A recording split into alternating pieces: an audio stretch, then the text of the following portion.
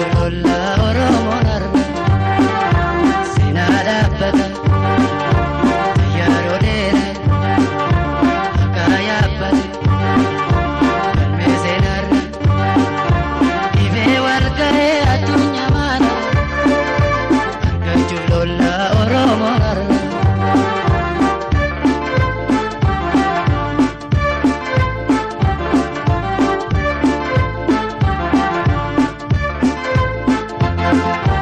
Muranne khane biya bilolla Dina sadanne ilus nujala Gadu fatte tayyaro dena Ireti basu bobbane jiru Haka bilolla Jubbu biyadu Fakkata keenya Lamun gabromne Fakkata keenya Lamun gabromne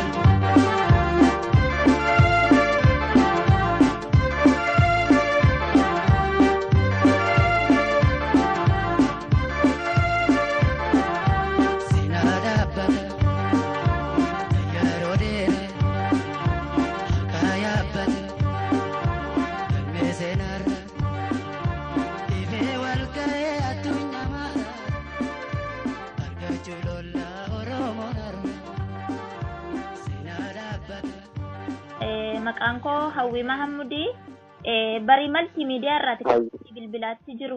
Mee duraan dursa daawwattoota keenyaa fi maqaa kee fi bakka dhaloota kee nuuf himuun haa eegallu.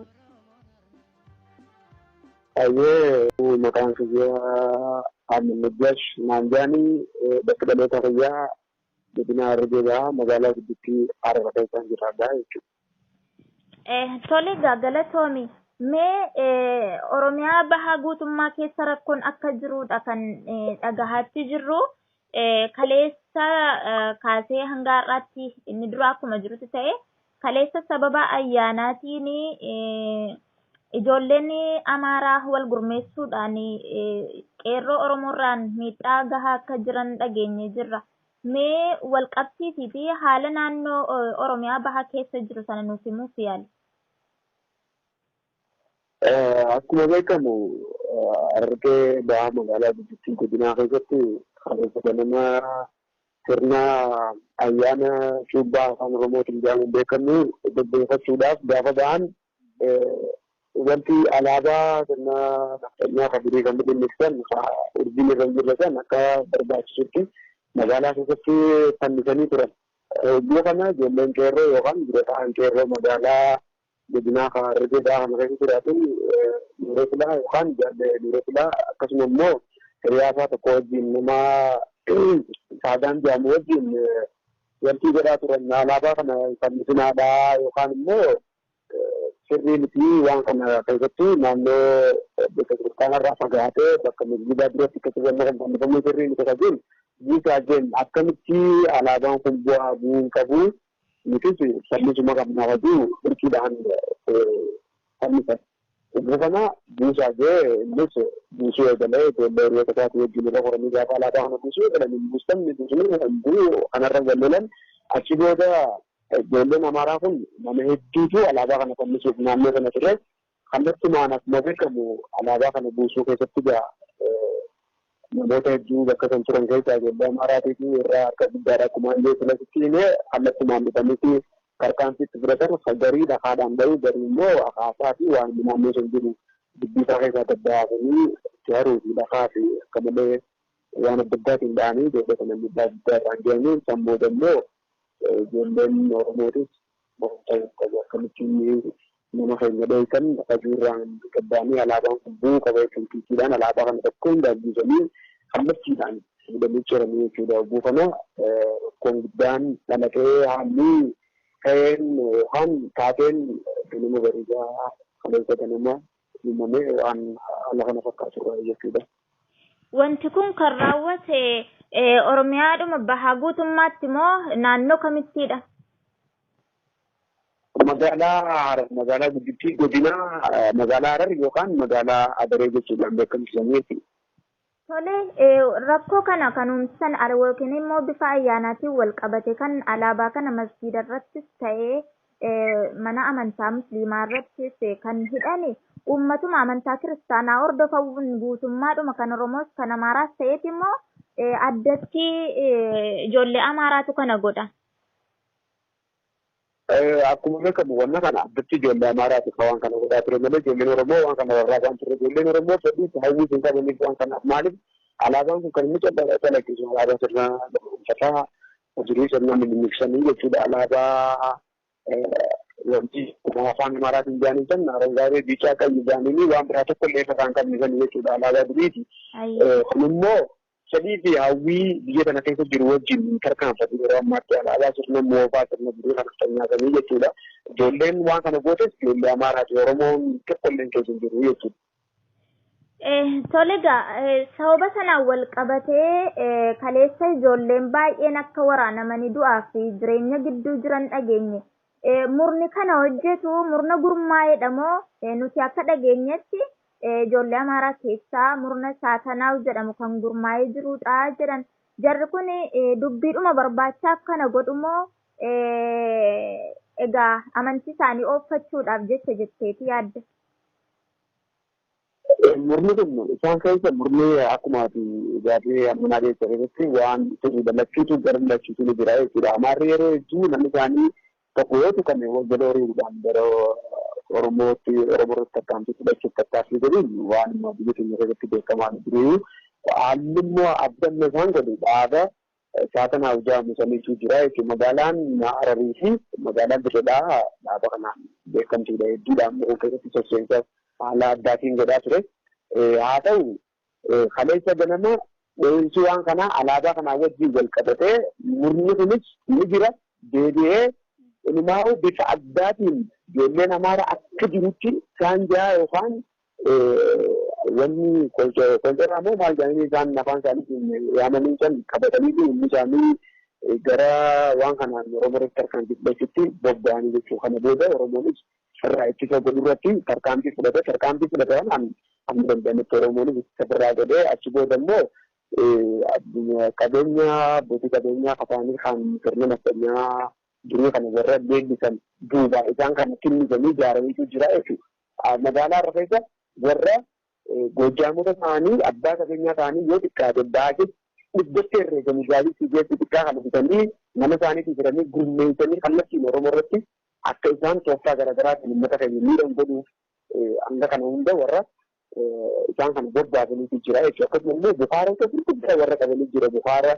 Qookaatii jira. Akkasuma immoo ficaa fi wanneen adda addaa daakuu jechuudha. Wanneen kana hundaa'u waan akka biskita koshoroolee adda addaa akka gaariitti makkataatee magaalaa qabee gubatee ture jechuudha. Makkataatee kunis rakkasuma nafqanyaa warra waan kana leellisan daree Saatanaa'u kana duubanii jiran jedhamu keessaa nama qabatamaa fi sirriitti Oromoon beeku harkaaf harkatti makiinaasaas isas yoo dhaban illee Bukaara sanis makiinaa sadii wajjin jechuudha. Makiinaa qofaa kanaa fi waan akka Obaamaa tokko keessa ture Bukaara keessa walumaan akka inni barbadaa'u godhanii jiran. Kanarra dabree namoota ijoollee keenya kanarratti tarkaanfii fudhatee jalqabatti akkuma hundee bitaa qeerroo magaalaatii fi akkasuma immoo beekamtii guddaa nama qabu nama jabaa fi beekama Oromoo qaccabaa tokko namni kun nama kanarratti tarkaanfii jalqaba warra fudhatan kana haal duree tokko malee kallattiidhaan gamaa gamana osoo hin jiin jala deemtee ijoollee qeerroo bakka inni bitee baastee haala barbaachisaa ta'uun tarkaanfii magaalaa isaanii irra fudhatanii jiranii. Haa ta'u immoo walumaa galatti Amaarri akkuma reefu waan ciisee nuti illee fi namummaan Amaara ta'ee magaalaa kan keessatti tokko waan kanarraa akkamitti nama keenya tuqan yookaan nama keenya tuqan qofaa osoo hin taane akkamitti alaabummaa kun tuqama kan jiru tokkollee namni Amaarri ta'ee magaalaa kan keessaa hojiidhaan qophaa'ee calqee taa'uun argitu turte haalli isaa immoo akkuma nama siinjee kana fakkaata namoonni isaan duuba jiran namoota akka nama taasisu. Tolega galatoomi ijoolleen baay'ee miidhaman ijoollee qeerroo Oromoo keessaa kan baay'ee miidhamantu jiru jedhu hanga ammaa nama meeqatu miidhame kan lubbuudhaan darbi jira? Kan lubbuun darbe hanga ammatti Oromoo keessaa yooniin raga'ullee baadde dubbannaa namni dubbatu malee hanga ammaa kan lubbuun darbe argine garuu jireenyaa fi iddoo jidduu kan jiru jira jechuudha. Nama rasaasaan dhahame itti aanaa durafaa qeerroo magaalaa samii kan ture guyyaa har'aa jechuudha. Kaleessa osoo hin taane rasaasaan dhahame jireenyaaf gidduu jira namni kun akka malee miidhamee naannoo tafaa kanarra akkasuma immoo qaamni isaas miidhamu tumamaadha. Kabiraa immoo isa malee namoonni sadi jechuudha akkuma kana kaan karataa kan dhahamee kaan ulee adda addaatiin akka malee dhahamee fadha kaanis bakka malee rukutamee fi walumaa galatti namoonni sadi karataa kan dhahamanii tokkummaa yookaan wanti mana yaalaa seenanii yaalli godhamuutu jiru ni jira. Namoonni sadi kaanarraa haate waan akka uleetii fi waan akka cuubee yookaan maal jedhaniin ablee kanaan waraanamanii ijoolleen akka malee miidhamanii ammallee haadhama jiranis hangan qabannee xiqqaate nama akka nama 12 kanaa gadi hin ta'u walumaa galatti akka malee dhahamee turee ajinda kanarra dhahamee ni jira. Akkas haallisaa miidhama keessatti warra guddaa kan miidhame Oromoodha. Maaliif makkalaakiyaanis isaanirra goreeti kara isaanii isaan duudaan ibsanii walitti hidhatanii dhaabbataniiti uummata Oromootti dhukaasaa ture. Boombii haaraa dhiisee hundaa'uun qabu malee boombii haaraa darbatanii mirkatee jechuudha. Haalli isaa kana fakkaata. Arginees ilaallees walumaa galatti hangin bakka akka humna deeggaraman argee jira jechuudha. Uummanni Oromoo guutuu tajaajilti jira. Tolegaa yeroo kanatti uummanni Oromoos kan amantaa kiristaanaa ortodoksii kana hordofu ni jira. Yeroo uummanni Amaaraa amantaa dahoo godhatanii siyaasa isaanii ooffatan uummanni Oromoo amantaa kana hordofan dura dhaabbataniiru moo jarumaa wajjin bahan moo callisaniiti kan ta'an? Dura dhaabbatanii jiran akka gaarii dura dhaabbatanii jiran. Wanni kun bar haalli sosochiisii kunutu ture ni jiraanii waan dhimma amantii wajjin namaatu fidee walitti fidee dirqiidhaan karaa kanatti deebise malee waan dhimma amantii ijoolleen qeerroo namoota tokko Allahu Akbar jechaa Oriyaa sanii dhaabe Allahu Akbar waan jedhamu dhimmi keenya dhimma alaabaa kanarraa burqee akkasuma immoo tuffiin isaan nuu qabanirraa fi haalota isaan laalcha nuu qabanirraa wanneen fi kee jechuudha. Burqummaan waan kanaatu jibbaa fi tuffii fi roorroo sirna kana isaa kan deeggaru jaalatanis jibbitanis alaabaa kana fedhaa nuutu fedha waan ta'eef waan nuti feenu kana feetanii fudhachuun dirqama waan jedhamuuf keessaa qaba. Kanarraa burqee malee dhimmi amantii wal bira akkaataan itti qabatan masgiida irratti alaabaan kun hidhamuu qabdu fuuldura masgiidaatti fi wanni irree maal jedhan haadii yookaan gindii masgiidaatti rarree ture alaabaan. Kunaa wal qabatu malee uummanni keenya guutumaa guututti kan bee waan kana roorroo kana bira ofirraa dhaabbachuu danda'e. Islaama kiristaana kan jedhamu turre jechuudha. Ijoolleen naannoo Salaalee yookaan Shawaatti dhalatan Wallaggaa akkasuma godinaalee Oromiyaa adda addaa keessatti dhalatanii amantii kana hordofan kaaree keessatti dhalatan amantii kana hordofus wajjumaan garagalee uummata keenya sirna laalcha gadhee yookaan badaa nuu qabu kana bira dhaabbachaa walumaan turre. Akkas fakkaata malee haalli isaa haala waan amantii irratti rarree natti fakkaatu. Lammaffaa uummanni kun guutee isa ilaaltu mootummaan illee haa fakkeessiif dubbatu malee mootummaan sirna amma duruu sirna macimtuusaa fi isaaniisaa fi jennaan garaagarummaan takka illee waan hin jirre jecha isaanillee hanga isaanii danda'ametti miidiyaadhaan yaa xiqqoo takka jaarraa dubbatee kuma hidhamu muummichi ministeeraa Samaayyaa Dassaaleny ta'ee alaabaan kun hidhamuu hin qabu bakka adda addaatti kan fannifamne qabu hanga danda'ametti dubbatamee ture. Kanallee cabsanii akka barbaadanitti eenyu kan dubbatu qaburraa hafee ba'anii haalli isaa akka kana walumaa galatti yoo ta'e ilaaltu warri kun waan amantii wajjin wal qabate hedduu guddaan agarre. Sirnummaan alaabummaan sirni naftanyaa turee kun akkamitti fannifamu hin qabnu nun barbaachisu kana booda ammatti gahee sirni isaa darbe. Sirni kun sirna haadha keenyarraa harma muraa abbootii keenyarraa harka ciraa bara bifa dabraatiin gabrummaa roorroo bifa sirna kunkumaa isaaniisaa fi diinagdeetiin haala adda ta'e uummata Oromoo kan jamiin godhaa asgee ammallee haaraatti deebisanii inumaa'uu gara wayyaanee kana hanga takka sirni wayyaanee kun uummata kana hanga danda'ametti qaqqabaa tureewu amma immoo inumaa bulchiinsi amma jiru carraa waan kanneetii fi waan haala kana gaariitti isaaniif ijjeesee fakkaata qofa osoo hin taane wallee ragaa qabata maaliif hedduurraa arginutu jira. Maaliif jecha ragaaleen kunis sirniin mootummaan hidhachiisee nageenya uummataa haa eeganii uummata kan bifa kamiinii akka isaan walitti daangaan darbine qabu kaayuu akka jirutti isaanirra goranii fi Oromootti dhukaasuu fi Oromoo miidhagachuu kallattii maantii yaafatanii kanaafuu haalli isaa akkasumatti yoo ta'e ilaaltu ni beekamaa haala jedhamudha. Tole galatoomi raayyaan ittisa biyyaa yookiin makkalaakiyaan akka ture humni addaa akka ture achi naannoo sana turee fi jara waliin ta'ee ijoollee Oromoo irratti yookiin qeerroo Oromoo irratti akka dhukaasaa ture atuunaa kaaftee jirtatuun sin gaafatin. Raayyaan ittisa biyyaa nageenya uummataa eeguudhaaf immoo uummata bal'eessuudhaaf jetteeti kan yaaddu. Kanumaan wal qabatee gariin saatanaa kun yeroo dhiyootti miidhaan isaanii babal'achaa jira. Eenyutu isaan duuba jira jettee yaadda? Walitti qabinaa deebise. Ani walumatti qabaasaa yoon kallattiidhaan waan kana akkaan ilaalee duuba qaamaan illee hiriira kana keessatti argee guddaa keessaa dhibba jala sararee uummanni Oromoo guutuun amma dubbiin nu galtee argine sirratti dhiinatti eenyuun nu fakkaata eenyuun nu fakkaanne qabu akka gaariitti haala Oromoon itti addaan baafachuu dandeenya keessaa gaara dubbachuuf kan magaalaa Harar yookaan Adaree nuti jennuun sun ragaa qabatamaa fi mallattoo addaa kan ta'e keessaa raayyaan ittisa biyyaa hojjime tokkollee uummata kana naannoo qabaa dandaa jedhamutti keessattuu hedduu waan nama gaddisiisuu fi haala ittiin jecha soqalleessaa asii ijaajechuun itti agarra keessaa jechuudha. Uummata kana idduuba hiriirtanii uummanni kun isaan duuba dhaabbatee mee as deemaa jechaa dhaadannoo gaafa isaan dhageessisaa numaa'uu an takkaa gocha akkasii argeen beekaa biyya keenya keessatti yoo dara durii ta'e malee kallattimaan isaanuma duubaan hiriiranii kumaarree birraa jiidhite dhibbaa dubbachuu ishee isaan akkasitti isaan duuba gofachaa isaan duuba dhaabbataniitu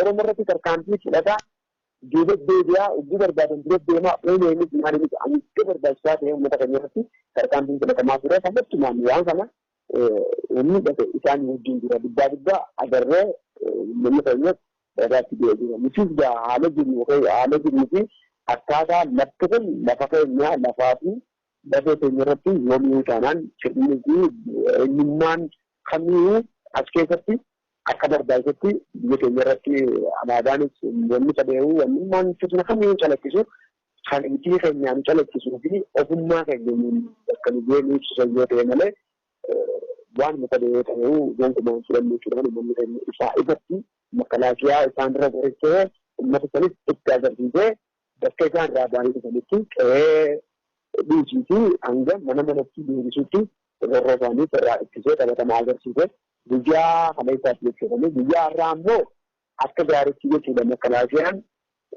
marseenii alaabaa kunis hanga barbaachisaa ta'etti yoo fannisullee baatan qabatanii dhibbatti ba'anii akka malee deemurraa kafee sirrii miti wanna kan jechuun uummanni mormee dura dhaabbatee ittisa biyyaa bifa barbaachisaa ta'e uummata keenya irratti tarkaanfii hanga jennee isaan kan nuti fudhatee jira jechuudha. Waan addaa tokko illee miti jechuudha. Gaarii tarkaanfii fudhatanii jiru.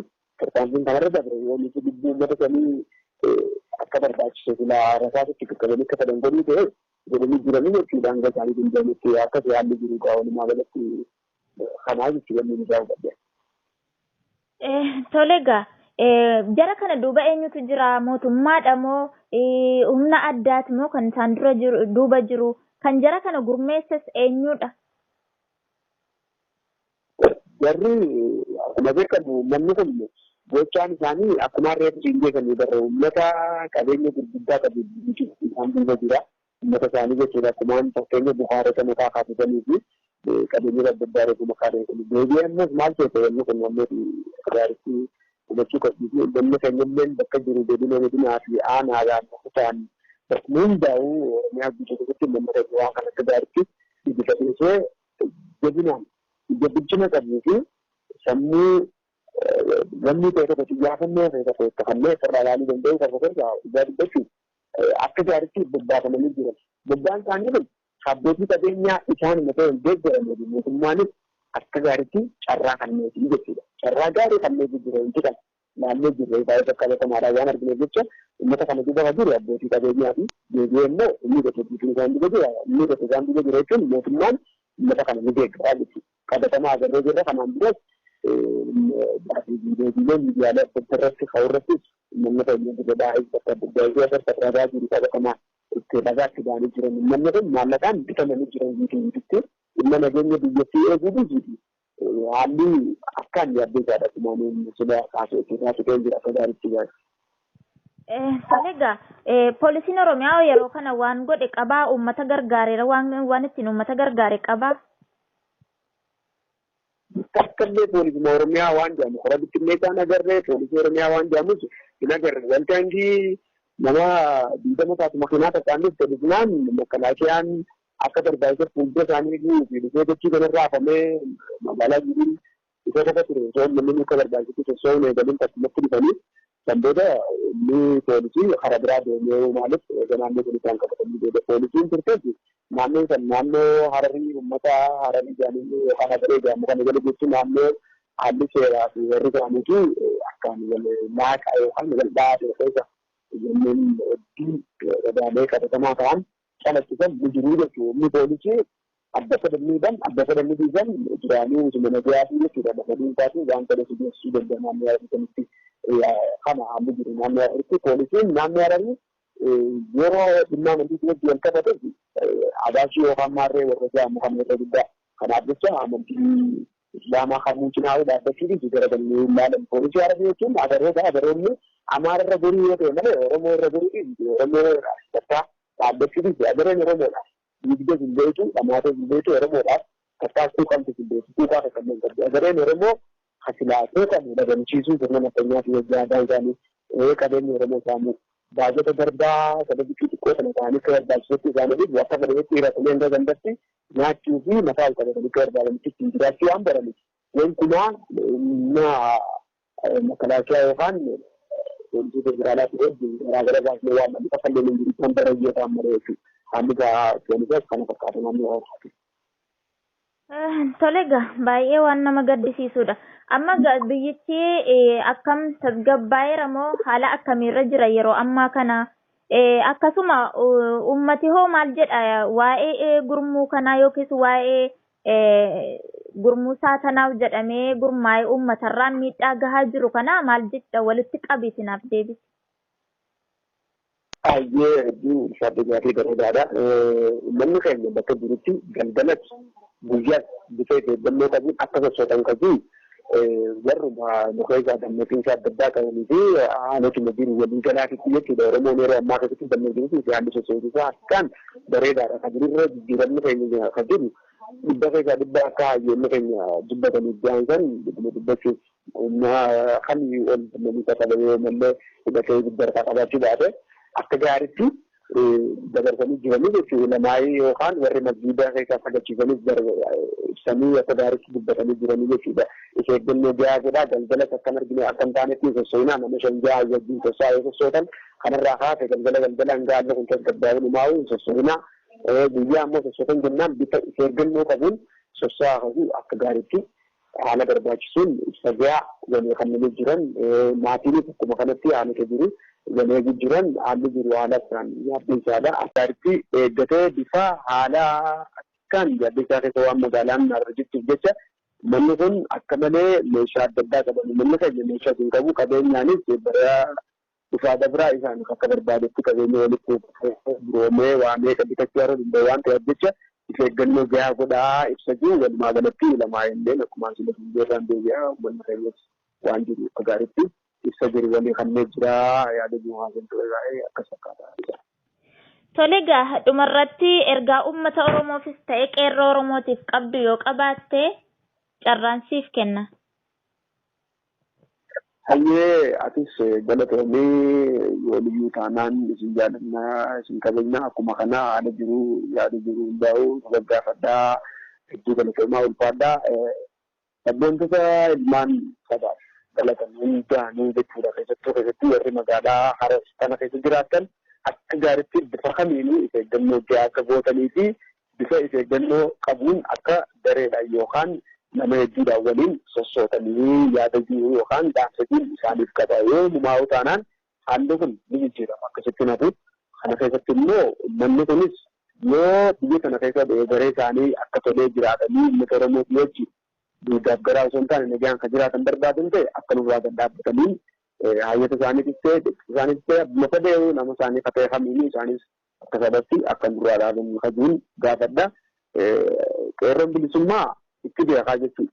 Roorroos gabrummaa bifa kamiinuu keessa achi as dabre waan ta'eef tunisaaf salphaadha wareegamni qeerroo bilisummaatiif haalaan xiqqaadha. Dargaggoon kan akkatti muqama biyya abbaa fedhe dura dhaabbatee rasaasa dhiisii boombii dhiisii madsiin gada akkuma weellistoonni kan jechaa ba'an san qeerroo yoo nuyi kanaan gonkumaa duubatti hin deebisu garuu guddaan jirtu wareegama xiqqoodhaan diina akkasitti akka barbaadetti nama isa deeggaru qabu kana dura dhaabbannee akka injifannu abdii guutuu kan hin qabu kan ta'an loonii fi humna gamtaa'een yeroo sossoonus halkanis guyyaas ta'e gonkumaa abbaa fedhe Oromiyaan yaadatiin qeerroo keenyaaf dhaamaa jajjabaadhaa abshee yoomuu kaanaan haalli akka fokkisaa fi yeroo gadummaa humni jijjiiramaa injifannoon jechuudha.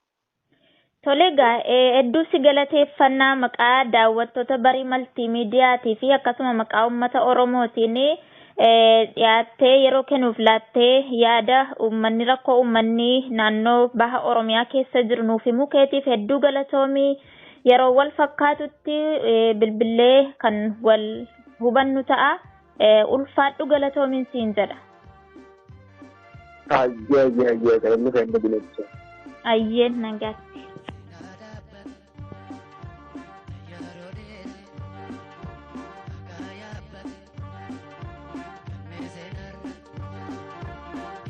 Addunyaa maala,